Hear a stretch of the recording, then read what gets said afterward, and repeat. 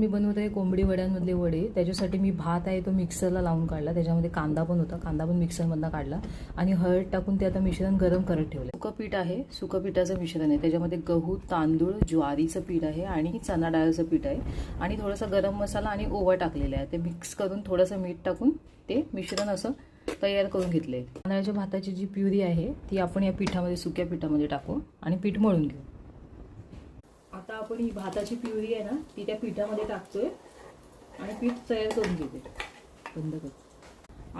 आता मी ते सगळं मिक्स करून घेते आणि घट्टसर पीठ मळून घेते, कारण की 2-1 तास तरी ते भिजवत ठेवायला लागतं. म्हणजे मग वडे खूप छान फुगलेले वडे तयार होतात.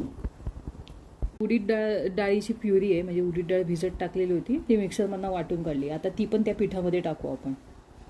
ही आता मी त्या पिठामध्ये टाकते की त्याच्याने वडे जरा थोडे जास्त फ्लफी होतात, फुगतात.